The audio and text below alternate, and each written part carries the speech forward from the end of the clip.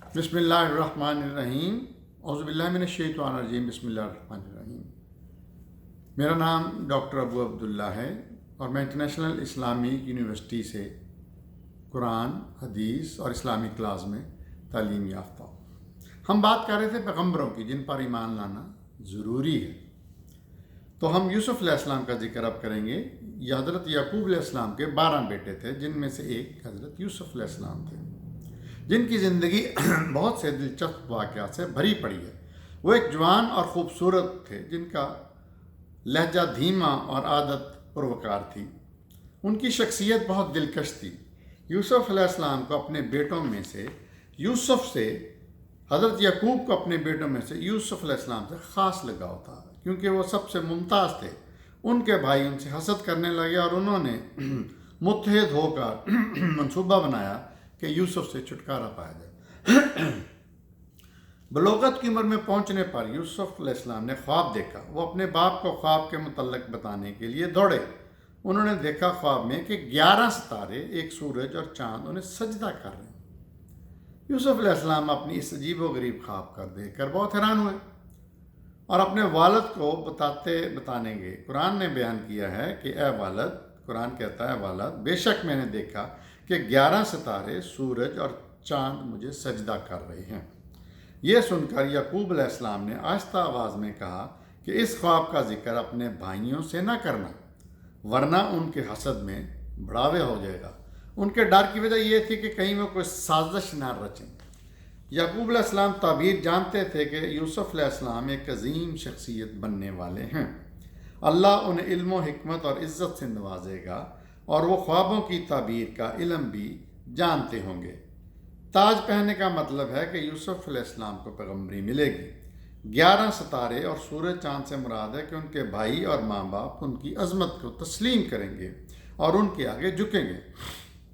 قرآن کہتا ہے، یعقوب نے کہا، اے میرے بیٹے، اس خواب کا ذکر اپنے بھائیوں سے نہ کرنا، ایسا نہ ہو کہ وہ تیرے خلاف کوئی چال چلیں۔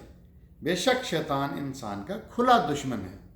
تیرا رب تجھے فوقیت دے گا اور تجھے خوابوں کی تعبیر سکھائے گا اور تجھ پر اپنا خاص کرم کرے گا، جیسا کہ اس نے تیرے باپ دادا اسحاق ابراہیم پر کیا۔ بے شک وہ جاننے والا اور حکمت والا ہے۔ یوسف علیہ السلام کے بھائی ہرگز یہ پسند نہیں کرتے تھے کہ انہیں یوسف اکیلے کو پیار ملے۔ حسد کی آگ نے انہیں اندر سے جلا دیا۔ انہوں نے یوسف سے چھٹکارا پانے کا فیصلہ کیا۔ ان میں سے ایک نے صلاح دی کہ انہیں مار دیا جائے، مگر باقی بھائی نہ مانے کیونکہ یہ بہت دردناک کام ہوتا۔ پھر ایک نے صلاح دی کہ انہیں کسی کھڈے میں پھینک دیا جائے، اور باقی سارے بھائی بغیر کسی ہچکچاہٹ کے مان گئے۔ قرآن کہتا ہے، ایک نے کہا کہ یوسف کو مار دو یا کسی دوسرے ملک میں بھیج دو تاکہ تمہارے باپ کی ہمدردی صرف اور صرف تمہاری طرف ہو سکے اور تم عزت سے جی سکو۔ ایک بولا کہ یوسف کو قتل نہ کرو بلکہ اسے کسی کنویں میں پھینک دو۔ تمہیں ایسا ہی کرنا چاہیے، ہو سکتا ہے کہ کوئی قافلہ اسے نکال کر اپنے ساتھ لے جائے۔ اس سازش کو عملی جامہ پہنانے کے لیے بھائی یعقوب علیہ السلام اپنے باپ کے پاس آئے۔ انہوں نے اس بات پر زور دیا کہ یعقوب علیہ السلام اپنے پیارے بیٹے کو ان کے ساتھ بھیڑوں کی حفاظت کے لیے بھیجیں۔ انہوں نے اس بات پر اتنا زور دیا کہ یعقوب علیہ السلام کو شک ہوا کہ کہیں وہ یوسف کو کوئی نقصان نہ پہنچائے۔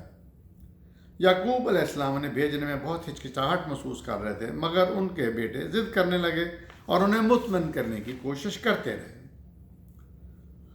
انہوں نے یعقوب علیہ السلام کو یقین دلایا کہ وہ چھوٹے بھائی کی اپنی جان سے زیادہ حفاظت کریں گے۔ اگرچہ یعقوب علیہ السلام ایسا نہیں چاہتے تھے، مگر انہوں نے اجازت دے دی، سو ان کے بھائیوں کو اپنے مکروہ عزائم میں کامیابی ملی۔ قرآن کہتا ہے، وہ بولے، اے ابا جان، آپ یوسف کے معاملے میں ہم پر اعتبار کیوں نہیں کرتے، حالانکہ ہم اسے بہت عزیز رکھتے ہیں؟ کل اسے ضرور ہمارے ساتھ بھیج دیجئے، وہ بہت لطف اندوز ہوگا اور کھیلے گا اور ہم اس کی حفاظت کریں گے۔ وہ بولے، مجھے ڈر ہے کہ کہیں اس پہ بھیڑیا نہ حملہ کر دے جب تم اس میں سے بے خبر ہو جاؤ۔ وہ بولے کہ اگر بھیڑیا حملہ کرے گا تو ہم بہت مضبوط ہیں، ہم مقابلہ کریں گے، اگر نہ کر سکے تو آپ ہمیں اسے کھو دینے کا الزام دے سکتے ہیں۔ وہ سب پہاڑوں کی طرف بڑھنے لگے، ان میں سے ہر ایک پریشان اور گھبرایا ہوا تھا ماسوائے یوسف کے۔ جب وہ سب گھوم پھر رہے تھے تو اچانک انہوں نے یوسف کو ایک خشک کنویں میں پھینک دیا۔ وہ ایک دھماکے سے نیچے گرے اور پھر خاموشی چھا گئی۔ وہاں نہ کھانے پینے کو کچھ تھا اور وہاں اندھیرا اور خاموشی تھی۔ وہ پوری طاقت سے چلائے اپنے بچاؤ کے لیے، مگر صرف انہیں اپنی آواز کی گونج سنائی دے سکی۔ انہیں سمجھ میں آ گیا کہ ان کے خلاف گہری چال چل گئی ہے۔ یوسف علیہ السلام کے بھائی دل میں خلش محسوس کر رہے تھے کہ انہوں نے بہت برا کام کیا تھا۔ وہ اترے ہوئے چہرے لے کر واپس مڑ گئے اور روتے سسکتے ہوئے والد کے پاس پہنچے۔ جب وہ اپنے والد کو من گھڑت کہانی سنا رہے تھے کہ ان کے بھائی کو بھیڑیا کھا گیا، وہ مگرمچھ کے آنسو بہا رہے تھے۔ انہوں نے یوسف علیہ السلام کا خون لگا کر ثبوت کے طور پر اس کا کرتا پیش کر دیا۔ قرآن کہتا ہے وہ رات گئے روتے ہوئے والد کے پاس واپس آئے اور بولے، ہم دوڑ میں ایک دوسرے کے پیچھے چھوڑنے کے لیے بھاگے اور یوسف کو کپڑوں کی دیکھ بھال کے لیے چھوڑ دیا، اور بھیڑیے نے اس پر حملہ کر دیا۔ ہمیں ڈر ہے کہ ہم سچ بولیں گے مگر آپ یقین نہیں کریں گے، اور وہ جھوٹا خون لگا کر کرتا بھی ساتھ لے آئے۔ یوسف علیہ السلام نے گہرے کنویں سے نکلنے کی بہت کوشش کی مگر ناکام رہے۔ پھر وہ تھک کر بیٹھ گئے اور اللہ کی مدد کا انتظار کرنے لگے۔ کچھ عرصے کے بعد ایک قافلہ اس کنویں کے قریب سے گزرا۔ لوگوں کو پانی کی تلاش تھی تاکہ پیاس بجھا سکیں۔ ان میں سے ایک نے پانی کے لیے بالٹی پھینکی مگر اسے پانی کی آواز سنائی نہ دی کیونکہ کنواں خشک تھا، اس میں کچھ بھی نہیں تھا۔ مگر یوسف جو کہ مدد کا بے چینی سے انتظار کر رہے تھے، جب بالٹی نیچے آئی تو یوسف علیہ السلام اس میں بیٹھ گئے اور اس طرح وہ بچ گئے۔ آدمی کو باہر نکالنے کے لیے اور یوسف علیہ السلام کی جان بچ گئی اور وہ کنویں سے زندہ نکل آئے اور انہوں نے اللہ کا شکر ادا کیا۔ انہوں نے اپنے کپڑے جھاڑے اور آدمی کو سارا قصہ سنایا۔ انہیں مصر لے جایا گیا جہاں انہیں غلاموں کے ساتھ بیچ دیا گیا۔ قرآن کہتا ہے پھر وہاں سے ایک قافلہ آیا اور انہوں نے پانی کے لیے بالٹی ڈالی۔ انہوں نے کہا کہ کیا قسمت ہے کہ کنویں میں جوان لڑکا ہے۔ انہوں نے اسے راز رکھا کہ اسے بیچ رہے ہیں، مگر اللہ سب جانتا ہے جو انہوں نے کیا، اور اسے تھوڑی قیمت پر بیچ دیا، تھوڑے پیسوں کے عوض، اور بہت ہی کم قیمت لگائی۔ یوسف علیہ السلام بہت پرکشش اور حسین تھے۔ وہ بہت دلکش اور مضبوط جسامت کے مالک تھے۔ اللہ نے انہیں اپنی نعمتوں سے نوازا تھا۔ وہ مالک کے نزدیک بہت بلند درجہ پر فائز ہوئے۔ وقت گزرنے کے ساتھ ساتھ گھر کی مالکن ان میں گہری دلچسپی لینے لگی۔ وہ ان کے عشق میں مبتلا ہو گئی۔ اس کا خیال تھا ایک دن اپنے شوہر کی غیر موجودگی میں وہ ان کے پاس آئی اور ان کی قربت چاہی۔ یوسف نے خود کو روکے رکھا حتیٰ کہ اس پر ایک نظر بھی نہ ڈالی۔ وہ اس سے جان چھڑا کر بھاگنا چاہتے تھے مگر وہ ان کے پیچھے آ گئی۔ اس نے مضبوطی سے یوسف علیہ السلام کا کرتا پکڑ لیا اور وہ پھٹ گیا۔ اسی لمحے ان کا مالک وہاں آ گیا۔ اس نے دیکھا کہ یہ کیا ماجرا ہو رہا ہے اور وہ غصے سے بڑھا۔ اس کی بیوی شرمندہ ہوئی۔ اسے اپنے ناپاک عزائم کا احساس تھا، لہذا وہ خود کو بچانے کے لیے اس نے یوسف علیہ السلام پر الزام لگا دیا۔ یوسف نے اپنی صفائی میں بہت کچھ کہا اور ایک نوکرانی نے فیصلہ کرنے کی کوشش کی اور کہا کہ اگر کرتا پیچھے سے پھٹا ہے تو یوسف بے قصور ہے اور اسے الزام نہ دیا جائے، لیکن اگر یہ آگے کی جانب سے پھٹا ہے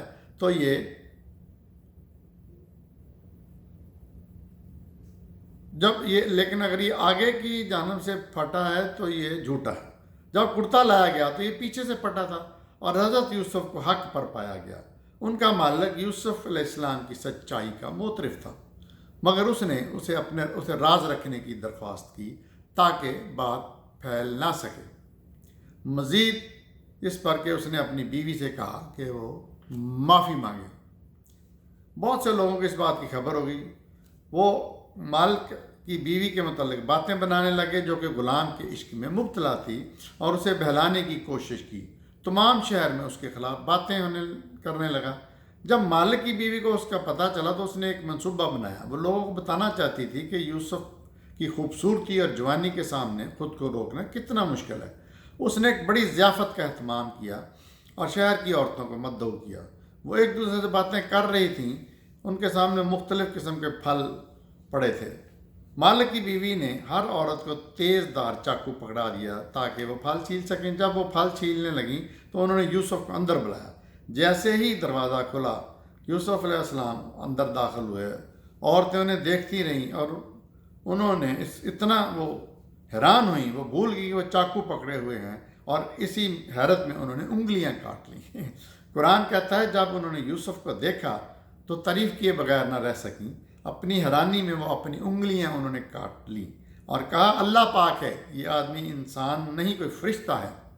वो बोली, इसी के मतलब मुझे तुम इल्ज़ाम देती हो, यकीनन मैंने उस पर दस्त दराजी की मगर ये मुस्तहकम रहा। यूसुफ अलैहिस्सलाम को जेल में डाल दिया गया और वो गहरी मुश्किल में पड़ गए थे, और वक्त गुजरने के साथ साथ ये मज़ीद उलझते गए। यूसुफ अलैहिस्सलाम ने उन औरतों के शर से अल्लाह की पनाह मांगी। उन्होंने इसकी बदनामी की ज़िंदगी गुजारने के बदले जेल में रहने की ख्वाहिश की और इसी वो बेरारवी से दूर रहना चाहते थे। कुरान कहता है, ऐ मेरे रब, मैं इनके साथ देने की बजाय जेल में रहना पसंद करूँगा।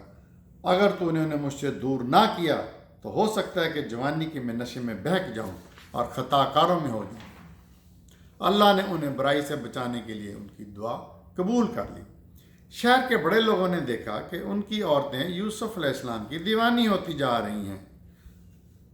हालांकि वो जानते थे कि यूसुफ ने कोई गुनाह नहीं किया, मगर फिर भी वो उन्हें कैद में डालना चाहते थे ताकि उनके मुआशरे में बदअमनी ना हो। वो कई साल तक जेल में रहे और कई कैदियों से उनकी दोस्ती हो गई। एक दिन दो कैदियों ने उन्हें एक अजीबोगरीब अपना अपना ख्वाब बताया। वो उसकी ताबीर जानने के लिए यूसुफ के पास आए। एक बोला कि मैंने ख्वाब में देखा है कि जब मैं शराब बना रहा हूँ, जबकि दूसरा बोला कि मैंने देखा कि मेरे सर पर एक टोकरी है जिसमें से परिंदे रोटियाँ खा रहे हैं। यूसुफ ने कहा कि उन्हें दोपहर तक रोकने के लिए कहा ताकि वो तजस्सुस में रहें और गौर से सुने। मुकर्ररा वक्त पर सब जब इकट्ठे हुए तो यूसुफ ने ताबीर बताई कि जो शराब बना रहा था उसे आज़ाद कर दिया जाएगा और वो अपने मालिक को शराब पेश करेगा।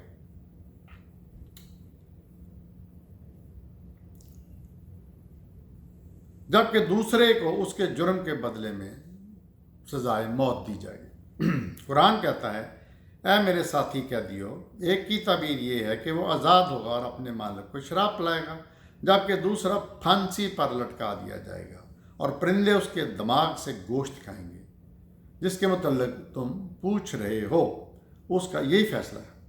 जल्द ही इन ख्वाबों की ताबीर दुरुस्त साबित हुई। जब पहला आदमी आज़ाद होने वाला था तो यूसुफ ने उसे कहा कि अपने मालिक से मेरा जिक्र ज़रूर करना। उन्होंने उसे अपनी इज्जत नफ्स को बरकरार रखने के लिए कहा। रिहाई पाने वाला आदमी अपने मालिक से यूसुफ अलैहिस्सलाम का जिक्र करना बिल्कुल भूल गया, लिहाजा वो उन्हें जेल में मज़ीद कई साल तक रहना पड़ा।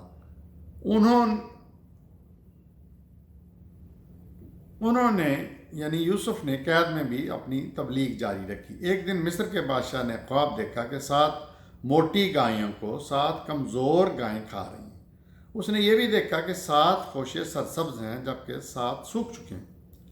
बादशाह ने इस अजीबोगरीब की ताबीर पूछना चाहिए। हर कोई शच्चोपन में मुब्तला था क्योंकि कोई भी उसका सही मतलब न जानता था। ज़्यादातर का ख्याल था कि ये एक बेज़रर ख्वाब था।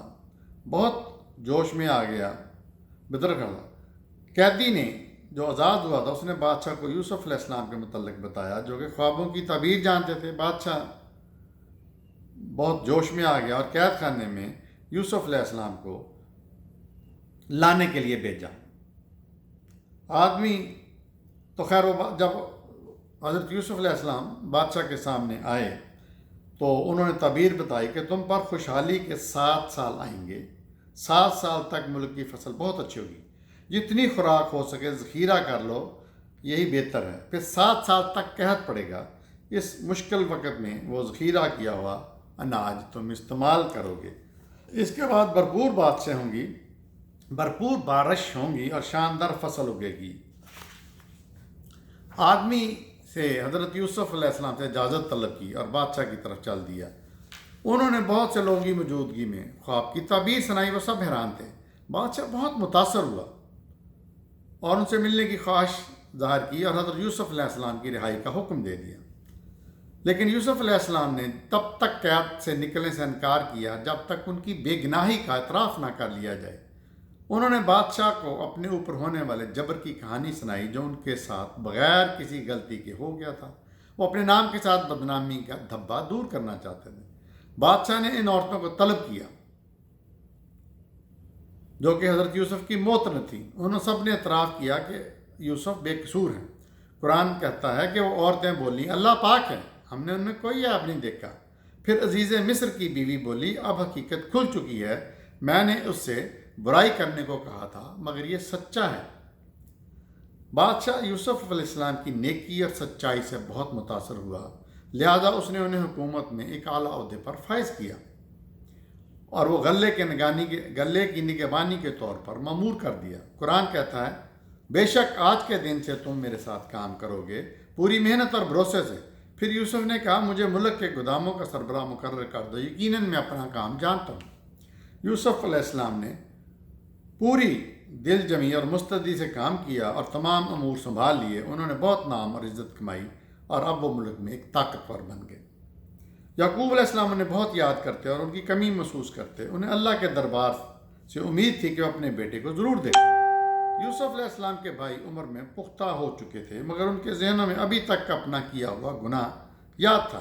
یہ بہت شرمناک کام تھا۔ اب تک فلسطین میں تباہ کن زلزلے کی زد میں آ چکا تھا، خوراک کا ذخیرہ ختم ہو چکا تھا۔ یعقوب علیہ السلام کا خاندان ان بدترین حالات سے دوچار تھا۔ انہوں نے سنا کہ مصر میں خوراک کا بڑا ذخیرہ موجود ہے اور اسے وہ مناسب نرخوں پر فروخت کر رہے ہیں۔ یعقوب علیہ السلام کے بیٹوں نے قافلہ تیار کیا اور وہ غلہ خریدنے کی غرض سے مصر روانہ ہوئے۔ یوسف علیہ السلام کے بھائیوں کی مصر آمد۔ جب وہ مصر پہنچے تو یوسف علیہ السلام نے انہیں پہچان لیا اور ان کا دل تیزی سے دھڑکنے لگا۔